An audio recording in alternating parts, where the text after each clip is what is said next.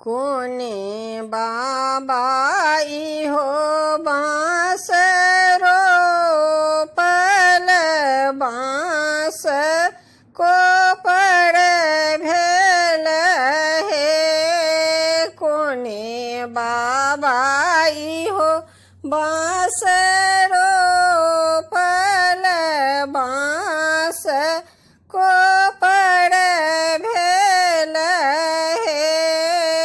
कोने आमासुरी घर से बल पुत्र जन्म लेल हे। कोने आमासुरी घर से बल पुत्र जन्म लेल हे। अंगना में घूमथिन बड़का बाबा पंडित कतक नो तू हे। अंगना में घूमथिन बड़का बाबा पंडित कतक नो तू हे।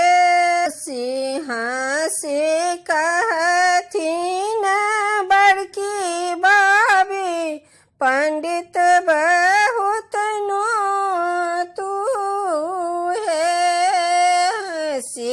हंसी कहथिन बड़की बाबी पंडित बहुत नो तू है।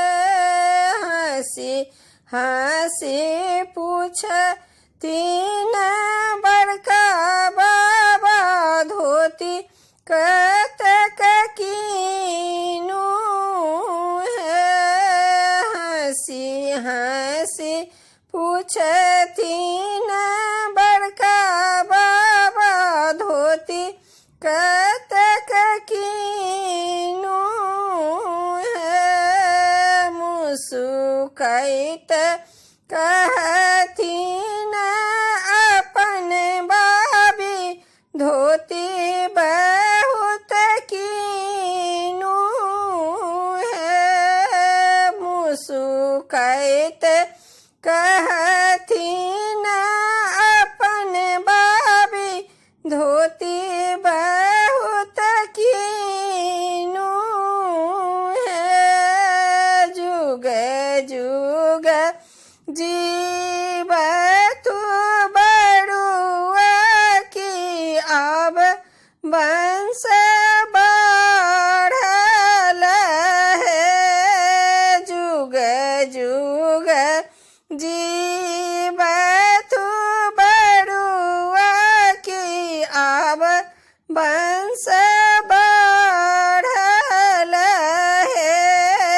जुग जुग जीव तू बड़ुआ की अब वंश